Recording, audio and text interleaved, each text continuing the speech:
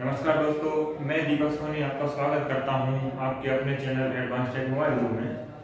तो दोस्तों, जैसा कि आप जानते ही हैं, मैं हमेशा आपके लिए कोई नॉलेजेबल और डीप नॉलेज के साथ वीडियो बनाता हूं। तो आज फिर मैं आपके सामने एक वीडियो लेके आया हूं, एक फॉल्ट लेके आया हूं जिसमें आज फिर मैं आपके सामने एक फॉल्ट लेके आया हूं जो कि हमारा MI का बाय2 है। जी हाँ, बाय2 या S2 ये ही कहलाता है। तो इसमें जो प्रॉब्लम है वो प्रॉब्लम है हमारी डिस्प्ले बैकलाइट की। जैसा कि आप देख रहे हैं, ये सेट अभी मैंने चालू किया, ये चालू हो गया है, बट इसमें न कोई डिस्प्ले आ रही है ना कोई ग्राफिक्स। तो आप देखेंगे इसमें कुछ भी शो नहीं कर रहा है। तो ये जो फॉल्ट है इसे हम स्टेप बाय स्टेप रिपेयर करेंगे। तो उससे पहले हम इसकी डीप नॉलेज की जो बात होती है, तो हम इसके अंदर इसका पूरा एक यहाँ पर हम डायग्राम ड्रॉ करेंगे और उस डायग्राम के द्वारा हम इसका फॉल्ट को फाइंड करेंगे। तो देखिए हम किस तरीके से हम एक डायग्राम ड्रॉ करने के बाद उससे फॉल्ट को फाइंड कर सकते हैं।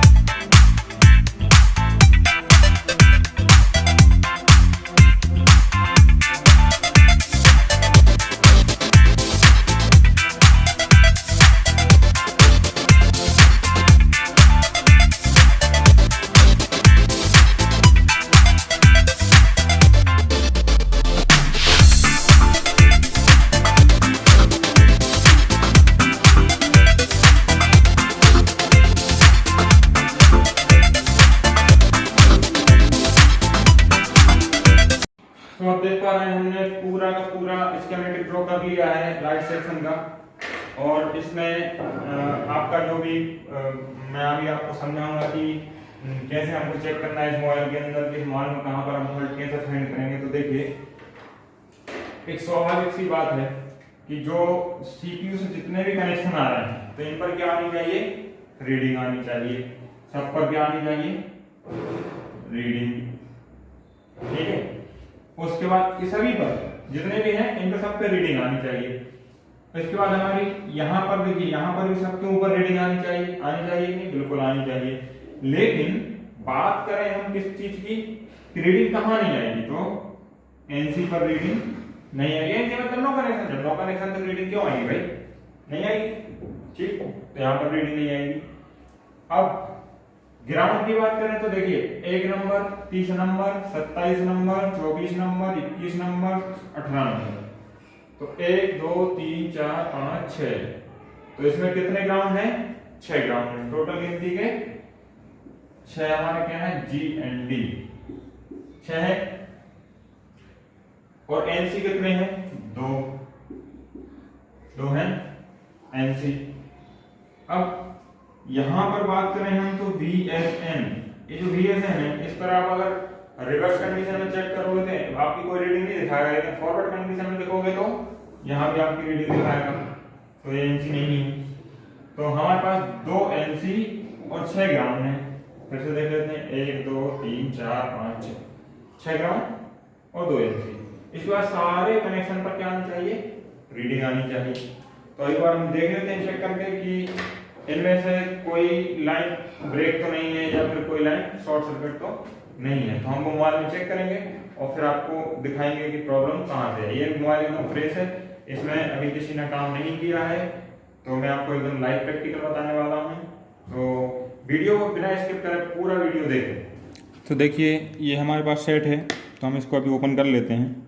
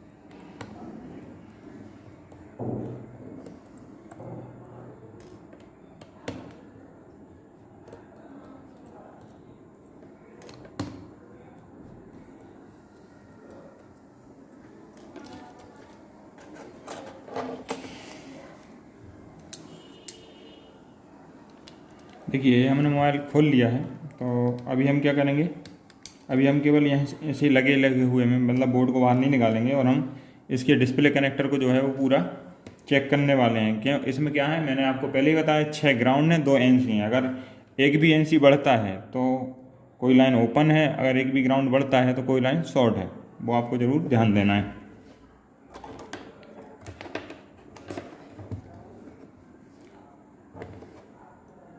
तो ये मैं आपके सामने रख देता हूँ मल्टीमीटर, लाइट इसकी ऑन कर देता हूँ।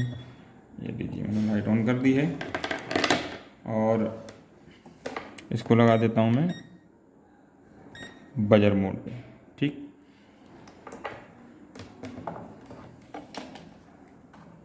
तो पहले हम इसमें चेक करने वाले हैं NC। तो NC हम डायोड मोड पे चेक करने वाले हैं NC। तो NC हमारी कुल 2 हैं, तो हम गिनती के हिसाब से देखें तो हमारी कितनी है, 2 NC है मात्र।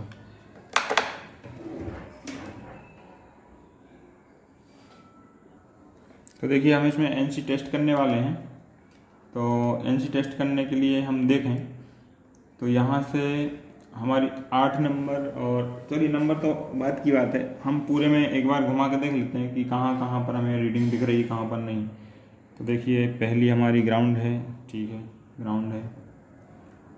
अब देखिए रीडिंग है, हाँ है रीडिंग, यहाँ पर रीडिंग है, यहाँ पर रीडिंग है, यहाँ पर रीडिंग है, यहाँ पर रीडिंग है, यहाँ पर रीडिंग है, यहाँ पर रीडिंग नहीं है। ठीक है, तो ये 8 नंबर की पेन है, ये तो NC है, कोई दिक्कत नहीं है। हमारी 8 नंबर पेन NC थी। 9 नंबर पर रीडिंग है, 10 नंबर पर रीडिंग है, नहीं है। तो इसमें हमें NC जो है वो देखने हैं। तो NC गिनने हैं, तो एक हमारे NC देखिए यहाँ से 1 2 3 4 5 6 7 8, 8 पे NC था, बिल्कुल है। उसके बाद 9 पर आपकी रीडिंग है, तो है। उसके बाद आप देखेंगे 10 पर रीडिंग, मैंने बोला था रिवर्स में नहीं आएगी, यहाँ पर मैं फॉरवर्ड में दिखाऊंगा आपको। तो फॉरवर्ड में ये प्रॉप चेंज की, अब देखिए रीडिंग आई, तो मतलब ये NC नहीं है। अब मैं देखता हूँ, तो देखिए 10 पर 11 पर NC था हमारा, तो 11 NC है। 12 पर रीडिंग है, नहीं है 12 पर, ठीक है, ग्राउंड दिखा रहा है। और यहाँ पर आपका ये भी ग्राउंड दिखा रहा है।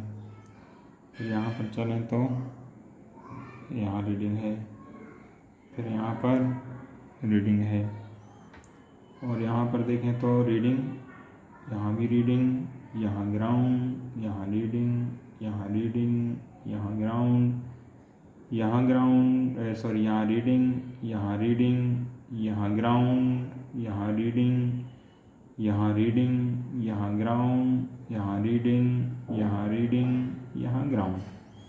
तो हमने देखा इसमें हमें 2 NC मिले हैं, और हमारे 2 ही NC थे। अब हम एक बार क्या देख लेते हैं, सॉर्टिंग। सॉर्टिंग हमें बजर मोड मिलेगी, तो हम जो जैसे सॉर्ट करेंगे देखिए, तो इसमें हमारे होने चाहिए 6 ग्राउंड। 6 से 7 अगर ग्राउंड हुआ तो कोई लाइन शॉर्ट है, ओपन तो कोई भी नहीं है, कोई शॉर्ट है। तो हमें ग्राउंड पे एक प्रोब रख लेनी है। ये देखिए मैंने रख ली है, ग्राउंड पे हमको एक प्रोब रख लेनी है। तो उसके लिए मैं ग्राउंड पे प्रोब रख लेता हूँ और आपको बताता हूँ।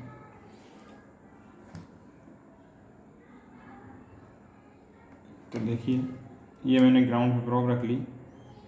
देखिए ग्राउंड गिनना शुरू करेंगे हम।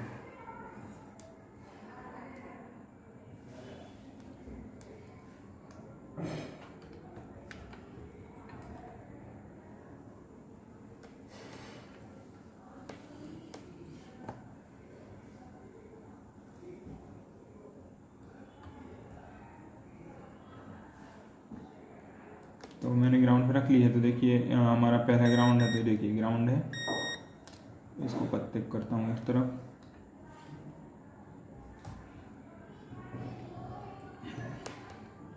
अब देखें हम शुरू करते हैं। तो हमारे कितने 6 ग्राउंड होना चाहिए। तो 1 कोई ग्राउंड है, 2 ग्राउंड, 3 ग्राउंड, 4 ग्राउंड, 5, 6, 7, 8।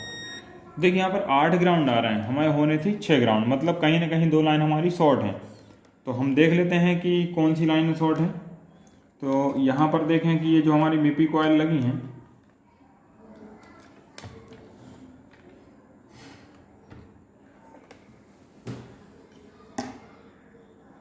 तो यहाँ आप देखें ये मीपी कॉयल लगी हैं। तो मीपी कॉयल के हर 2 पॉइंट के बाद एक ग्राउंड दिख रहा है। तो यहाँ पर देखिए ये ग्राउंड होना चाहिए। तो ये था, ऐसे करके मैंने देखा तो 1 2 3 4 5 ग्राउंड इस तरफ हैं और 1 नंबर हमारा यहाँ था। तो हमारे 6 ग्राउंड ये हो गए थे। 1 नंबर था और बाकी ये थे हमारे मीपी लाइन के बीच वाले। तो ऐसे हमारे 6 ग्राउंड हो गए थे। लेकिन हमको यहाँ पर अभी हमें एक ग्राउंड दिखा है। तो कौन सा ग्राउंड है, ये देखिए ये 2 ग्राउंड है। तो ये 2 ग्राउंड क्या है, कौन से हैं। तो मैं देखूं तो 1 2 3 4 5 6 7 8 9 10 11 12 13, 12 और 13 नंबर की लाइन जो है ग्राउंड है। तो 12 और 13 जो है वो ग्राउंड है। तो दोस्तों मैं आपको बताता हूँ ये लाइन जो है वो किस चीज़ की है। मैंने बोला 12 और 13 ग्राउंड है। तो यहाँ से मैं चलूँ तो 1 2 3 4 5 6 7 8 9 10 11 12, 12 और 13। तो देखिए 12 और 13 एक साथ जुड़ी हैं, इसलिए दोनों ग्राउंड दिखा रहे हैं। अगर ये एक ही होती तो एक दिखाती, लेकिन एक साथ जुड़ी होने की वजह से ग्राउंड दिखा रहे हैं। तो ये है हमारी एलईडी एनोड, मतलब मेन हमारी बूस्ट लाइन। यहाँ पर हमारा बूस्ट वोल्टेज बनता है, तो मेन लाइन ही शॉर्ट है, कहाँ से लाइट आएगी। तो ये लाइन है, तो ये देखिए शॉर्ट सर्किट है। तो यहाँ पर अगर शॉर्ट है तो शॉर्टिंग आ रही है। तो देखिए बीच में तो कोई यहाँ से यहाँ तक कोई कंपोनेंट नहीं लगा है। एक कॉइल लगी है, तो कॉइल तो सीरीज में है, तो इसकी शॉर्टिंग और नहीं शॉर्ट मतलब हो ही नहीं सकता कि इससे कुछ हो, तो ओपन ही हो सकती। उसके बाद देखें तो यहाँ पर एक डायोड है, यहाँ पर एक कैपेसिटर है। तो देखिए यहाँ पर हमारा जो शॉर्ट होने वाला आइटम है वो एक ही है, क्या, कैपेसिटर। यही है जो कि शॉर्ट हो सकता है, क्योंकि ये जब शॉर्ट सर्किट करेगा तो ये लाइन को ग्राउंड कर देगा। ये यहाँ पर क्या है, जीएनडी है। तो अगर ये शॉर्ट सर्किट होगा तो ऐसा ये लाइन को शॉर्ट कर देगा, तो क्या होगा, ये पूरी लाइन शॉर्ट हो जाएगी। अब कुछ लोग ये भी सोचते हैं हो सकता है डायोड, भाई डायोड शॉर्ट, अगर डायोड के इस तरफ कोई शॉर्टिंग होती, ठीक है भाई, इस तरफ कोई कैपेसिटर लगा होगा बीपीएच लाइन में, इस तरफ अगर शॉर्टिंग होगी तो सेट ही बंद हो जाता है, क्योंकि बीपीएच लाइन आ रही है ना यहाँ से। बीपीएच लाइन मतलब मेन बीसीसी, हमारे मदरबोर्ड की मेन लाइन है। अगर वो शॉर्ट हो गई तो सेट हमारा जिंदा ही नहीं होगा, मर जाएगा। लेकिन डायोड लगा होने से इसकी शॉर्टिंग इस तरफ नहीं जाने से सेट ऑन है, और डायोड लगे होने की वजह से ही सेट ऑन है। अगर डायोड शॉर्ट करके जाए सेट ही डेड हो जाएगा, क्योंकि शॉर्टिंग बीपीएच लाइन में पहुंच जाएगी। तो ये शॉर्टिंग 100 में से 100% इस कैपेसिटर पर निकलेगी। तो हम इस कैपेसिटर को अभी देखेंगे कि कहां पर है। तो इसके लिए हमें क्या करना पड़ेगा, इसको मदरबोर्ड को बाहर निकालना पड़ेगा। इसमें देखिए ये जो शील्ड है, अभी मैंने शील्ड निकाली नहीं, किसी ने भी नहीं निकाली है। इस शील्ड के नीचे ही हमारी PMI 8952 है और कैपेसिटर भी इसी के नीचे है, डायोड भी इसी के नीचे है। तो हम एक बार इसको रिमूव कर लेते हैं। तो देखिए हम इसके लिए निकालेंगे तो हीट और एयर का थोड़ा ध्यान रखेंगे। तो हम एयर रखेंगे 3 पॉइंट पर और हीट रखेंगे हम 350 पर, और इसके ऊपर हम लगाते जाएंगे हीट को, और इस तरीके से हमको इसको राउंड राउंड राउंड राउंड घुमाना है। और ट्विजर से कहीं के भी कोने को हमको पकड़ के रख लेना है और उस कोने के ही द्वारा हमें इसे उठाना है।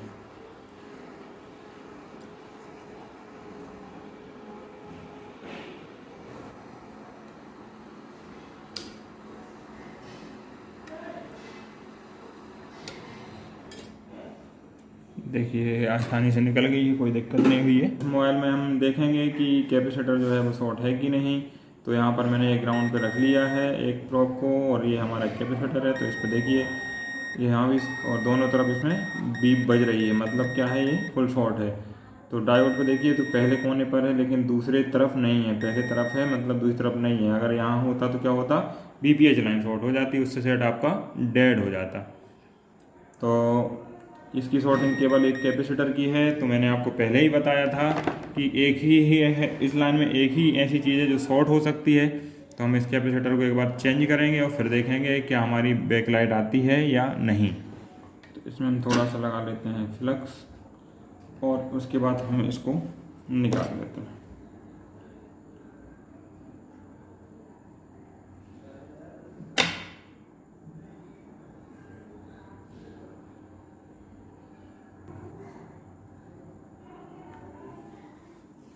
तो ये हमने कैपेसिटर निकाल के इसका एक तरफ रख देते हैं। और हमारे पास अभी दूसरा कैपेसिटर है जो कि 4.7 माइक्रोफैराड 50 वोल्ट का है। तो हम इस कैपेसिटर को, जो कि मैंने दूसरे मदरबोर्ड से लिया है, मैं इसके ऊपर लगा देता हूँ।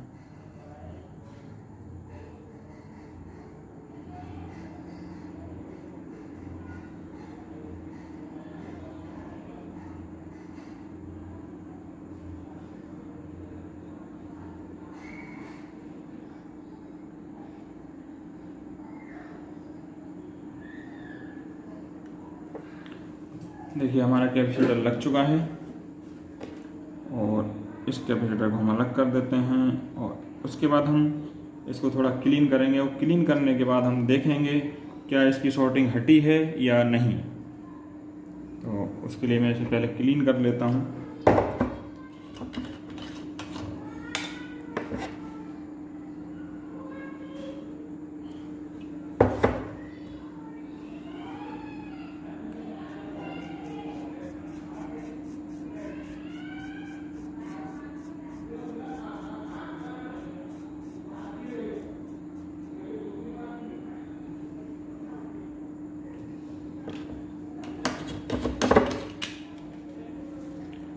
अब मैं देखूंगा इसमें शॉर्टिंग है या नहीं। तो देखिए यहाँ पर मैं बजर मोड पे इसको लगा लेता हूँ और अब मैं यहाँ देखता हूँ कि शॉर्टिंग है या चली गई। तो ये देखिए मैंने इसको ग्राउंड पे रखा, तो ये ग्राउंड है। अब मैं देखता हूँ तो अभी भी ग्राउंड है। इस तरफ देखिए ये ग्राउंड है, इस तरफ पहले ग्राउंड आ रहा था, अब यहाँ पर ग्राउंड आना बंद हो गया। मतलब इसका ये है कि यही शॉर्ट था। तो देखिए हमने इसमें कैपेसिटर बदल दिया, सेट ऑन हो रहा है, लेकिन फिर भी इसमें कोई लाइट नहीं आ रही है। तो भाई शॉर्टिंग हट गई, अब लाइट तो आनी थी ना। तो ऐसा क्यों हो रहा है, अब क्या प्रॉब्लम बची है, इसके अंदर क्या दिक्कत बची है जिसकी वजह से लाइट नहीं आ रही है। हम वो भी टेस्ट करने वाले हैं। तो उसे टेस्ट करने के लिए हम क्या करेंगे, उसको टेस्ट करने के लिए हम इसको करेंगे डीएसओ पर चेक। तो उसके लिए हम डीएसओ पर चेक करने वाले हैं। तो देखिए इसको मैं रखता हूँ कुछ मोबाइल को इस तरीके से ताकि आपको बता पाऊँ, और सेट को कर देता हूँ। देखिए ये हमारे डीएसओ की प्रोब है और ये हमारा डीएसओ है। तो इस डीएसओ में आप ये स्क्रीन देखना है, स्क्रीन पर मैं आपको दिखाऊंगा कि क्या प्रॉब्लम है, किस वजह से ऐसा हो रहा है। तो ये मैंने डीएसओ का एक जंपर इस पर लगा दिया है और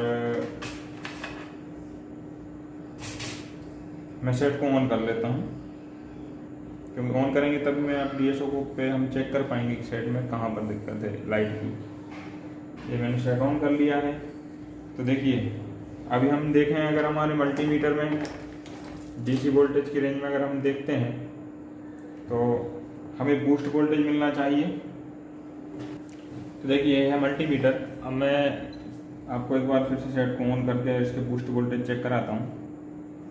तो अभी सेट हमारा ऑन हो गया है और हम देखें कि जो बूस्ट वोल्टेज है वो यहाँ पर जो हमारा, देखिए यहाँ मैं कहीं भी ग्राउंड पे रख लेता हूँ प्रोब और रेड प्रोब से देखता हूँ, तो ये हमारा डायोड है और कैपेसिटर है, इन दोनों के बीच में आने चाहिए, इसके इस तरफ या फिर इसके इस तरफ बूस्ट वोल्टेज आना चाहिए। तो देखिए कितने बूस्ट वोल्टेज आ रहा है, 3.3। अब 3.3 जो वोल्टेज है वो बूस्ट वोल्टेज तो होते ही नहीं है। बूस्ट वोल्टेज तो हमेशा आपके 16 वोल्ट के ऊपर होते हैं, तो यहाँ पर बूस्ट वोल्टेज तो बन नहीं रहा है। तो हम एक बार इस DSO से चेक करने वाले हैं कि यहाँ पर आपका जो है बूस्ट वोल्टेज बन रहा है कि नहीं, मतलब स्विचिंग हो रही है कि नहीं। जब तक स्विचिंग नहीं होगी तो बूस्ट वोल्टेज भी नहीं बनेगा। तो हम एक बार स्विचिंग चेक कर लेते हैं। तो देखिए हमने, जैसे कि हमने आपसे बोला कि सेट ऑन करने के बाद ही हमें इसमें वो दिखता है स्विचिंग।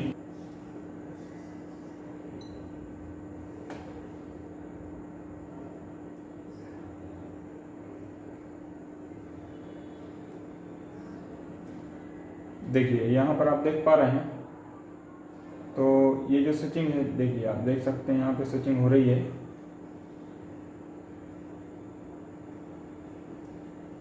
तो अभी यहाँ पे आपने देखी थी स्विचिंग आई थी और अब फिर चली गई है। तो जैसे ही मैं इसकी पावर बटन दबाऊंगा तो वापस स्विचिंग आनी चाहिए।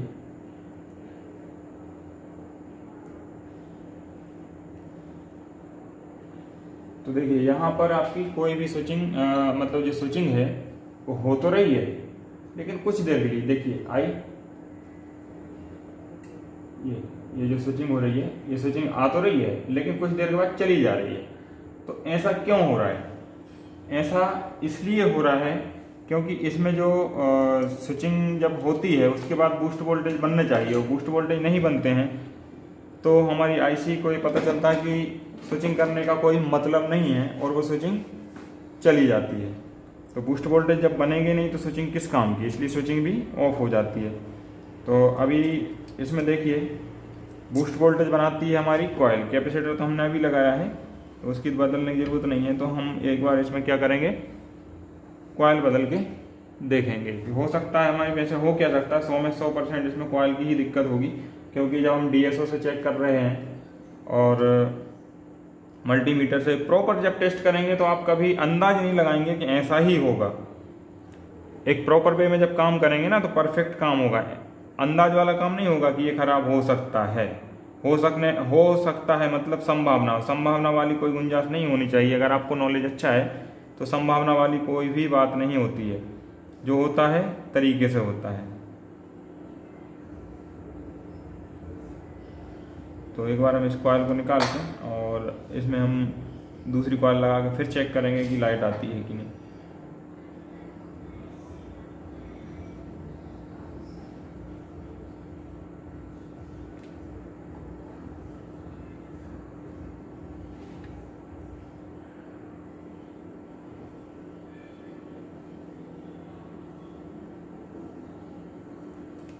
तो हमने इसमें दूसरी कॉइल लगा दी है। अब इसको हम ठंडा होने देंगे, उसके बाद हम सेट को ऑन करेंगे।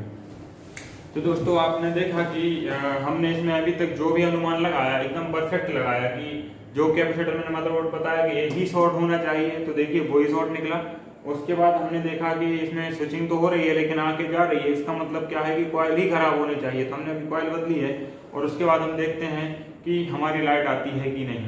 तो देखिए जब आपके पास एक परफेक्ट टूल्स हों, उनका परफेक्ट नॉलेज हो, स्कीमेटिक का आपको परफेक्ट नॉलेज हो, हार्डवेयर का आपके पास परफेक्ट नॉलेज हो, तो आप कभी अंदाजा नहीं लगाएंगे कि ऐसा हो सकता है। ये करके देख लेंगे, हो सकता है सही हो जाए, हो सकता है मतलब संभावना वाली कोई जगह नहीं होनी चाहिए। अगर आपको परफेक्ट नॉलेज है तो फाइनल एक ही बार में होना चाहिए कि हाँ यही चीज़ खराब है, इसको चेंज कर दो बस। तो मैंने जैसा कि अभी आपके सामने इसमें चेंज किया कि बहुत ज़्यादा गर्म है, इसको मैं ठंडा कर लूँ फिर मैं आपको बताता हूँ। चलो तो देखिए हम इसे फिर से लगा लेते हैं मदरबोर्ड में, सॉरी मोबाइल के अंदर मदरबोर्ड को, फिर देखते हैं।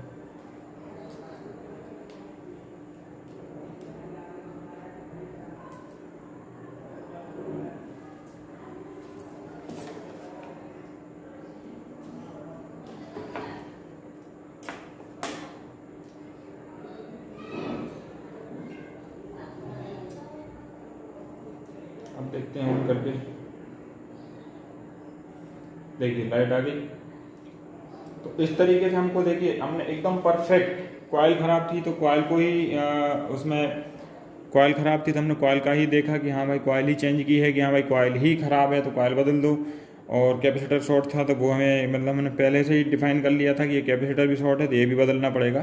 तो इस तरीके से हम एकदम परफेक्ट सॉल्यूशन निकालते हैं जब परफेक्ट टूल्स होते हैं तो, और उनका परफेक्ट नॉलेज होता है। तो कि अगर आपको ये सब आता है, आप एक एक लाइन के बारे में जानते हैं, तो आप किसी भी मोबाइल को, किसी भी फॉल्ट को, चाहे वो कोई भी सेक्शन का हो, आप इजीली रिपेयर कर सकते हैं। बस आपको इनका नॉलेज होना चाहिए, कि लाइन का नॉलेज होना चाहिए, आईसी के पिन का नॉलेज होना चाहिए, कनेक्टर्स के एक पिन का नॉलेज होना चाहिए। तो देखिए जैसा हमने इसमें देखा था कि कैपेसिटर, हमने देखा कि कैपेसिटर ही शॉर्ट निकला। फिर हमने जब बीएसओ से चेक किया कि स्विचिंग तो हो रही है यहाँ पर, लेकिन कॉइल के खराब होने की वजह से बूस्ट वोल्टेज नहीं बन रहा था। बूस्ट वोल्टेज ना बनने की वजह से क्या हो रहा था, वहाँ पर आपका स्विचिंग जो है वो स्टॉप हो जा रही थी। तो मैं आपको बूस्ट वोल्टेज चाहूँ तो मैं चेक करा सकता हूँ कि बूस्ट वोल्टेज कितना आता है। चलिए मैं आपको बूस्ट वोल्टेज भी दिखा देता हूँ। हम देखते हैं कि क्या बूस्ट वोल्टेज बने। तो देखिए यहीं पर हमने पहले चेक किया था तो 3.3 आ रहा था, और यहीं पर अब 20.21 वोल्ट मतलब बूस्ट वोल्टेज हमारी बैटरी के वोल्टेज से 6 गुना समथिंग वोल्टेज बन गया है। तो इतना ज़्यादा वोल्टेज बनता है, इसी को हम बूस्ट वोल्टेज बोलते हैं। तो दोस्तों अगर आपको ये वीडियो पसंद आया हो, जो मैंने फॉल्ट सॉल्व किया है, या आपके कुछ उपयोग में आया हो, आपको इससे कुछ नॉलेज मिला हो, तो इस वीडियो को लाइक करें, शेयर करें, सब्सक्राइब करें और नोटिफिकेशन की बेल को दबाना ना भूलें, ताकि मैं भविष्य में जो भी वीडियो डालूं वो आपको पहले मिल सके, उनका नोटिफिकेशन आपके पास आ सके। तो थैंक यू, धन्यवाद।